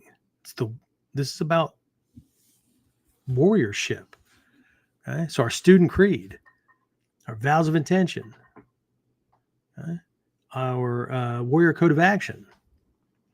These aren't things that you just memorize, like people memorize the Pledge of Allegiance and shit like that in school or things in church to regurgitate back, but they've given no thought to. It's just what everybody does, right? These are statements of how we live. These are statements about why we act, when we act, right? The quality and character, right? It's not the same. Right? There's more than enough programs out there where people are teaching the same freaking techniques the same way or whatever, and they're just, not saying they're wrong. They're not wrong, but they're just for a different type of student. Right? So, but by providing a group, right, of support, now you have access to more than just someone who can teach things. You have people that have been there. You have people that have made the same mistakes the same way. Other ones, how the hell are you making that mistake? But see, they're going to end up trying to sort that out as well, because by helping you, they help themselves. Right? There's these three levels are mimicked and mirrored in Mikyo, even though we use different terminology for them. Right? So I don't care if we're talking about my dojo, because we have the same thing going on there, right, James? There's curriculum, there's workbooks. Everybody knows where they are at any given time. We have lesson plans that revolve on a monthly thing, so that within the 6-month period that somebody goes through an entire module, 3 belt levels, right? Whether they started in phase 1, phase 2, or phase 3, they're going to end up hitting all that stuff by the time they test out, right? It's, we even in our dojo, we do trips and family picnics and Christmas parties and all kinds of stuff, because the ninja thing was all about family. So, but long distance things, some of the guys that have been on for a long time or on the program know that, and I didn't think about it early enough, but we have added on that when we do our Chinese New Year's party, and I say Chinese because it fits the lunar cycles that was more traditional before Japan took up the Western calendar, right? But we do that, and a Christmas party and things like that. And now I fire up a Zoom meeting, and my long distance students can check in. They can watch the happenings or just check in and say, hey, we can say Merry Christmas or whatever back and forth. Just like, I know that they're hundreds of miles away, but they get included. Okay? As a matter of fact, I forgot. I need to follow up with one of my students. This will be a first ever. One of my long distance students is being made the student of the month for Warrior Concepts for the Academy, because all my long distance students, right, I want them to know that they're an official member of the Academy. This isn't something vague. It's not something different. And so they're Warrior Concept Student of the Month for September. Right? So if Jeffrey Fletcher is on, or if he's listening, I forgot to mention it earlier today, so congratulations. But I need to get some background because there's a write-up in the newsletter. Okay? So anyway, right? So we've got, you hire somebody or whatever, right? They do it for you. Teachers do certain things, they put certain things in place, but when it comes to the learning, the practice, the work and whatnot, nope, that one's off the table. Okay. Teaching. Okay. Feedback. Okay. Accountability depends on the teacher. Okay.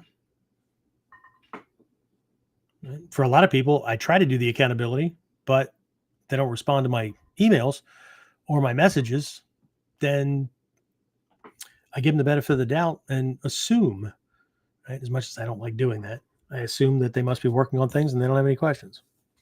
Okay? I have some folks that don't check in more than every once in a while. They live on the other side of the planet. Days are completely different, work schedules, all that kind of stuff. But See, when they check in, I know the quality of the question, tells me what they're working on. Okay. I also know who's absolutely active, because if we have a glitch in something, I copied over the wrong class link recording thing or whatever and sent it out. Takes if it goes by 24 hours, we're surprised. Yes, James, we're absolutely surprised because they're right on top of things, or they were really, really busy. Like this one guy's a cop in Perth, Western Australia. Sometimes, right? So, but when he checks in, I know he's working on things. Okay? So, but and then there's this hub, right? This they put together a the dojo, right, is a place where like-minded people gather, right? Otherwise, who else in your life understands the frustrations you're having over learning a mushadori or whatever it is, right? I mean, what the hell's a mushadori, right? If they can even pronounce it, okay? Or the frustrations about work schedule and family life or whatever, and the inability to get to class consistently, and you're just feeling off. Dude, it's just a martial arts class. What the fuck? Okay? They don't understand that, okay? But there's that group, right? And so it's really funny. We'll do a Zoom thing, and somebody will mention that they didn't get an email. There was a glitch in the system. It didn't come in until late. And one of my other guys will fire up their mic and go, "Hey, by the way, if you miss one, you can always just go back to any of the previous ones, because the link holds over, and then just do it that way." Now, if I find somebody, because I just mentioned this, jack the system, we'll just change the link. No big deal. Okay. They'll get one free complimentary class and blocked from the rest of the system, because that's technology, right? But they'll help out. Or we've got guys that, one of my guys, Jeffrey, as a matter of fact, is in security. They're, they got a skeleton crew, and he's working hellacious hours. And so it's really, really difficult. And he's in, Washington State. So he's on the other side of the freaking country. And, flying in for a seminar, not easy. But he's been on for entire camps virtually. Okay. Found a training partner. So he's got his own little 2-man group kind of thing. The truth is, you do the best you can with what you have, right? So, but we've got plenty to facilitate those kind of things, right? I mean, what the teacher can do done for you is create roadmaps, create plans of action for certain things so that it's easier for you to do it. I mean, we've got things for what, James? How to put together a training group. How to not go to jail when you use your stuff. I got a program for that. How to set up a training group, how to create a training space when you don't have any space. So right, there's value, but again, that also comes with extra work on the teacher's part or staff or whatever. So, depends on what somebody values, right? And that's what is going to be implied by the black belt, not by people who don't know, right? People who don't know, you're gonna see the black belt here. You got a black belt in Ninjutsu, and right? But we just don't have to tell them how we got it, right? So anyway, right? Because the reality in 21st century America is, you type in awma.com or centuryma.com or tigerclaw.com, pioneerinterstate.com, and order yourself a black belt. It's kind of like the red pill, blue pill thing, right? Take the blue pill, go back to sleep. Tomorrow, tell people anything you want. Okay? So let's do this. Any questions or comments on those 3 things? James, did I miss anything? Is there anything that value-wise that you think I missed, or that that people get in any of those 3 categories?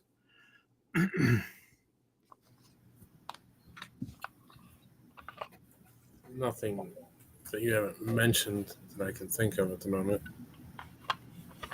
Yeah, the teacher certainly provides your training partners for you.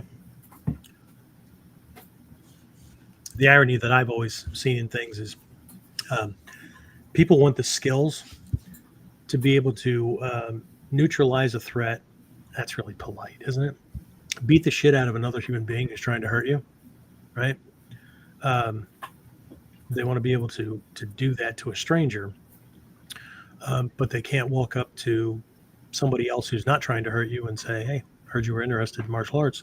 Want to share notes?" Or, you know, I put out advertisements in free shopper kind of things. Ninjutsu training group. Open to new members. Whatever. Contact. And then just have a little conversation with them. Here's where I am. Here's what I'm doing and looking for and whatnot. Not really a formal school, but if you're interested, here's where we train. Here's when. You can always stop by. And that's how I built a school over time. But anyway, I have the same problem with students that can't, not students, but staff who can't walk up to strangers and say, "Hey, this time of year we're giving everybody a chance to try martial arts. So we're giving a complimentary week, we're giving a complimentary month, whatever it is, right?" But they want to be able to beat the shit out of a stranger who's trying to kill them, but they can't walk up to a stranger who's not probably more worried about them because they're in a martial arts outfit, right? And they can't say hi. So much for confidence, huh? Well, it's not the same.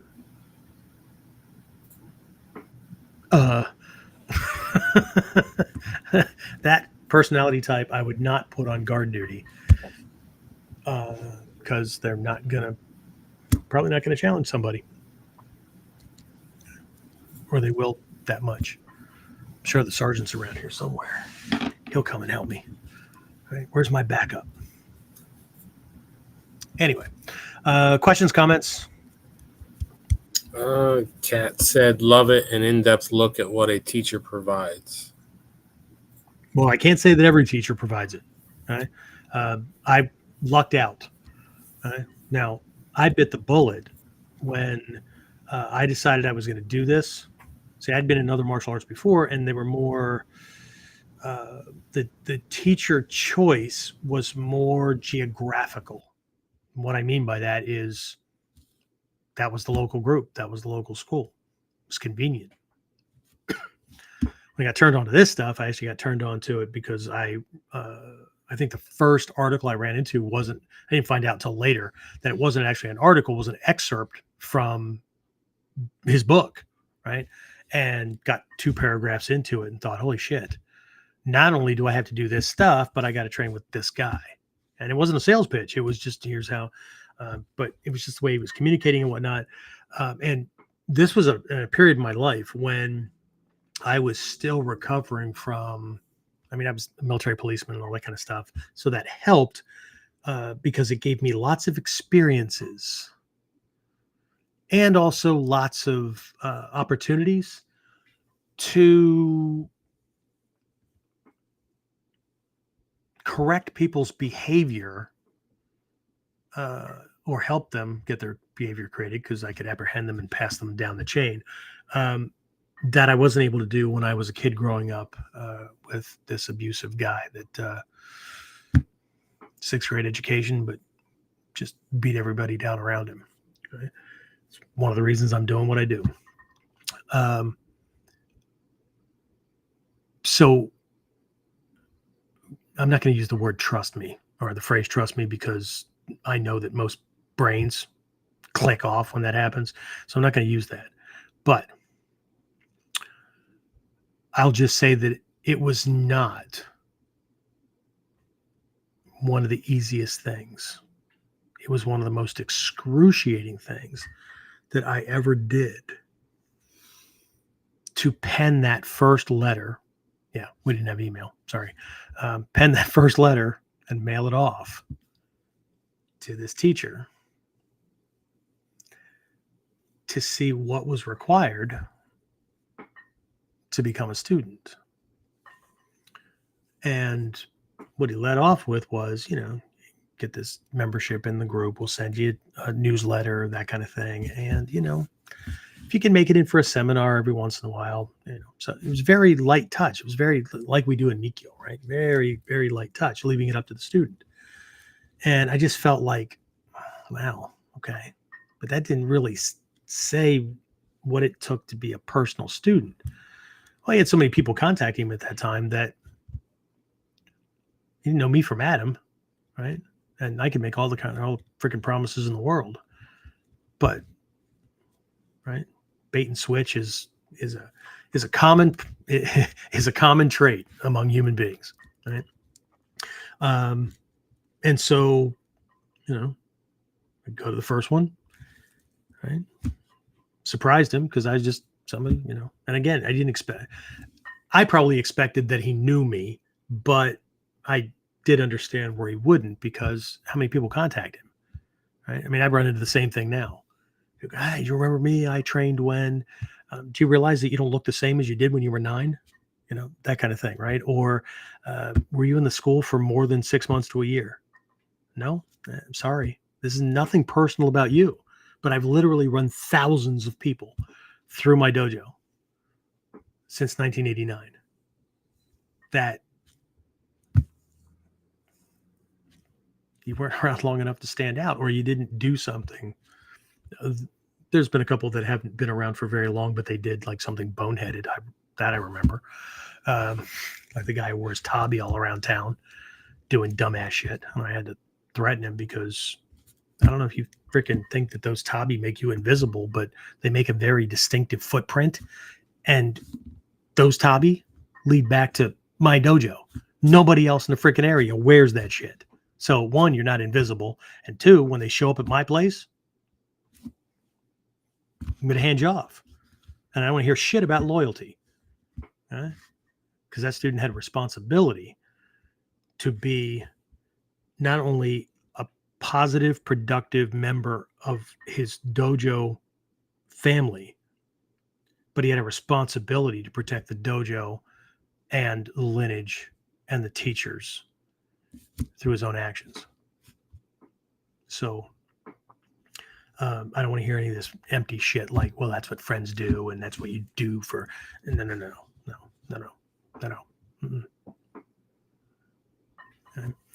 That is good old boy, low class. Okay. And speaking as a vet and a combat vet,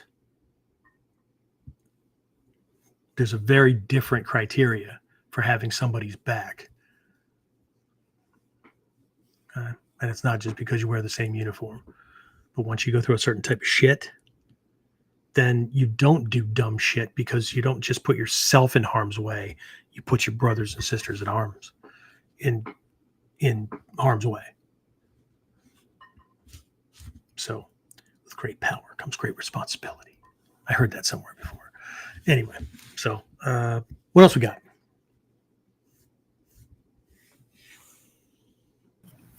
And the other thing is, Dave said the Masubi Journal. Yeah. And before Masubi, it was called Ninja Realm. Yeah, there was a very specific reason why he changed it to Masubi, and it had to do with exactly what I was talking about. Masubi is a knot or binding, and he chose that because of the bonds that is created through actual training and being a part of the lineage, and not just learning stuff. So anyway, I guess that appealed to part of the martial geek in me. Who knows? Anyway, all right. So I'm gonna just kind of round things out here, because somebody had mentioned the teaching and the programs and stuff. I mentioned the Ninpo Masterclass. That's it's 2 Zoom classes per month, and it really kind of expanded on what we started out with was Whiteboard Wednesday, and then we offered, and we still do, right? We offer that Friday masterclass, which is actually our Shinobi Kai black belt class. So it literally is the stuff for the upper level people and the students who are in an accelerated program. Um, it's a tempering program. They get hit harder and thrown more than everybody else. Yes, James. The standards are up there. So it really is with them. But the topics covered for Whiteboard Wednesday. Hopefully this doesn't bother anybody, and I know I'm giving it away, but I started doing those in part. I borrowed somebody else's model, that not in martial arts, but I borrowed somebody else's model because it allowed me to cover strategic and tactical thinking and looking at these topics in a much deeper way and in a way that my upper level guys should be getting, but we just don't have enough time in class. So here it is, right? And then, anybody that wants to take that farther and look at things, for a couple of bucks, they can jump into the Friday class, right? In all honesty, very few take us up on it, right? I don't think we've ever bridged half a dozen, maybe, for any given Friday, right? So everybody must assume that I teach it well enough that they can figure it out for themselves. Fantastic, right? That's not what the people that show up say, but it is the primary assumption, right? And then the master class was, we just opened the door to the Tuesday class because those people have Tuesday and Fridays. So we just opened the thing to that. And then I threw a whole bunch of extras on it when people enroll, right? So, but what we have is this inner circle kind of thing. And this one is the one that comes with coaching and a whole bunch of extra topics and whatnot. And there's two tiers to that. One gets everything, but the one that most people get into is the one where they get access to the curriculum. And again, they're getting it as they move through. And of course, up front, right? The first conversation, I know whether or not, they're like somebody like Dave that's been around for a while, or Victor, or Ruben in Israel. These are high-level guys in and of them, on their own. They've been through the ranks and stuff, so they may refer to the curriculum to fill in any holes or whatever that they might not have gotten the first time around with whoever they were training with.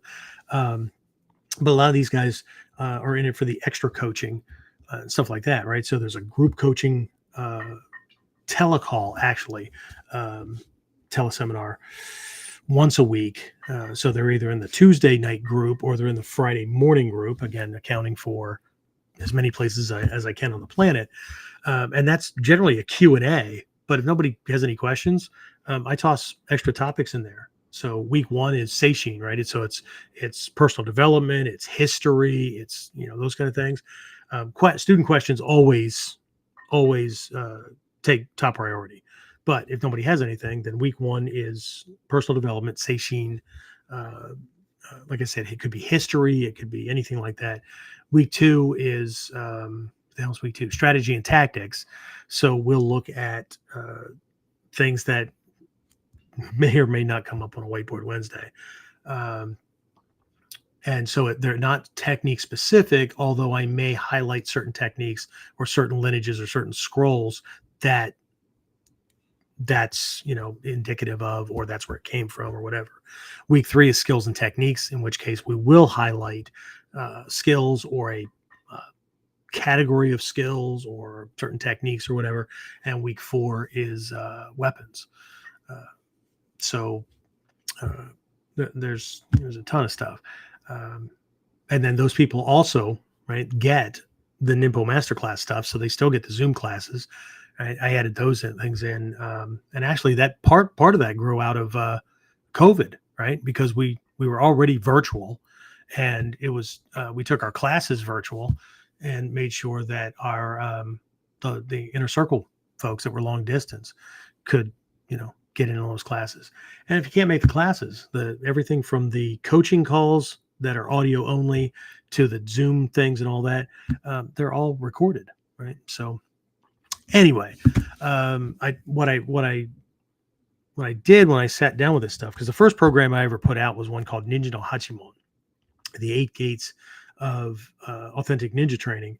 And this was a litmus test from ancient Japan, where any school that was supposedly teaching ninjutsu had to be teaching these 8 areas. And then, of course they could do more, like the Togakure school, right? So you've got these 8, but Togakure has, I know, just 10 more, right? That's actually, we actually add that in, right? That's actually a bonus when people are in that program, right? There's that one, and Ninja Mind is in there. Yeah. So anyway, but what I tried to do with these touch points, right, the Q&A calls, the Zoom things and all that, was to make sure that students were learning, got video lessons that keep things kind of compartmentalized, but they also have these live lessons or recordings that the lessons keep flowing, but there's also feedback, because if they're on live, they can ask questions. There's also email coaching, so if they can't be on live, they can always send a question, right? And then there's accountability, right? So they can set up their camera. Here's a list of things I want to see, right? And I mean, it's feedback, but it's accountability. Like, long gone are the days where somebody contacts me like, I've been in the art for this long and nobody will rank me to where I think I belong and stuff. Will you help me get my Shodan, my Nidan, my I've done that to 2 people. One burned me. And so but the other one, really stand-up guy, and I hope so. He's a CEO of a medical a hospital group. So anyway, but anyway, so I wanted to get this across because in all honesty, the 15 videos, I think, that are the 15 group series of these things, I wanted to take people through a seishin parts where this is, if you want this stuff, you need to be a certain type of person, or you need to be a certain type of people, or you need to develop certain character traits or whatever, or this just isn't going to work out, right? It's not going to work out, probably, like a whole bunch of other things didn't work out. Okay. As a solo student, as a long distance student, which I've always been my entire life, okay, my entire training career in this art, I've been a long distance student. So I think I think I have a pretty good handle on what it takes to be one, because I had to go from nothing to dai-shihan. Right? I had to figure out how to get to Japan. I had to figure out how to make connections and networks and whatnot, which is one of those things I can smooth over for my students. But don't believe for a minute that because there's all this shit available on the internet and stuff, that it makes it easier to figure out. Okay? Don't think for a minute. While a dojo is convenient, it can also cause people to be lazy. Right? Take certain things for granted. Things are what you make out of them. But anyway, so see, no pitch, right? If anybody has any questions, and if you do want to do something, or at least discuss where you are, what next steps might be, we don't have to discuss the programs at all, right? Tell me where you are and why you're training. That's really, really, really important. And then I'll ask you what you're working on and where you're stuck. And if nothing else, at the end of that call, you'll walk away with a couple of, or at least a mini plan for taking the next couple of steps. So anyway, how do we do? We still do the email thing, right? So we don't have anything in place. Like at some point, I'm probably going to put an application up to vet people that way. But right now, you just send an email to, is it the Warrior C? Yeah. Okay. So Warrior C at warrior-concepts-online.com. And in the subject field, just put call request. And then you're going to tell me who you are, your training background, right? Preferably like how old you are, what you do for a living and stuff. Just a little bit about you. And then also include some days and times that you'd be available for a 30 to 45-minute call, Zoom kind of thing. And then I'll try to match something up for my schedule and we'll get it set up. And you will, of course, be on that call. I understand emergencies. However, if someone doesn't show up for one, I send them a courtesy email that says, I understand life happens. If you want to reschedule, just reach out. And if not, I understand. Okay. If somebody bails on me on twice, I tend to not respond at all, because if someone can't respect my time, they're not going to respect me as a teacher. Right. And the last thing you do is kick somebody in the balls that you want to help you get where you want to go. And I know some people just have no time management skills. They have no, I don't care. I don't care. Develop them, or you're not going to go very far, very fast, for very long. And that is as nice as that's ever going to come out. So that's pretty much it. The only, it's not a pitch, but the only thing I am going to put out is November 8th, 9th, and 10th this year. We have our annual fall Ninjutsu training camp. The theme for this year is body, mind, spirit integration. So during that, regardless of whether we're working on weapons or working on unarmed technique or some skill, or whatever, we're going to run it through 3 lenses. Everybody's used to doing physical things, so we'll do physical, and then we're going to take a look at mindset and where your head should be at every given point in the technique, right? And everything from what what you're supposed to be looking for, what the technique is trying to convey strategically, what kind of control factors you have, and then we're going to look at it through the lens of the spirit. That's not woo-woo, right? Emotion things that may be happening, like you start off this way and then you have this insight and you got to get in there quickly, or the opposite, right? You start out in there and then, oh shit, I got to move over here. But it involves intent and projection of intent, presence, all those kind of things that are not easy to pin down as a psychological kind of thing, right? So but I also do have guest instructors that are covering other topics as well that aren't related to the theme. One of my guys, he's a Shidoshi, loves just pulling out just stuff, right? So he's done everything from wilderness survival things to brought in a shit ton of locks one time and some lock picking sets and taught people how to pick locks and stuff. I personally tend to not teach broad groups. I don't trust things like that, which is why I haven't taught how to make powder and explosives and those kind of things, right? Poisons. Shh. Anyway, so that's what I have. So questions, comments, anything, James? I don't see anything right now. Fantastic. All right. Well, in that case, I'm going to call it a day. I don't know what you're going to call it, but I got other stuff to do. I still have 5 articles to get done and some other stuff that needs to be done. So James and I just shot video for our Mod 3 week 11. Can you believe it already? Week 11. So we shoot more on Wednesday. For the folks that are going through that program, they'll be out here over the next couple of days. It's a short week for me. If you're on for Whiteboard Wednesday, the topic I'm covering, I actually won't be teaching it on Friday. I am taking a little getaway with the family. And so Shidoshi Whistler, he's one of my 6 Dans, he'll be covering that. Just like he did, I don't know, a couple of weeks ago, right? Covered one and had everybody all jazzed. So cool beans. All right. I think that's it. I'm going to go ahead and wrap things up. I will talk to everybody again soon. Feel free to reach out, leave comments, ask questions, whatever. That's what I'm here for. Unless you push it too far and it looks like, you're just trying to milk the cow.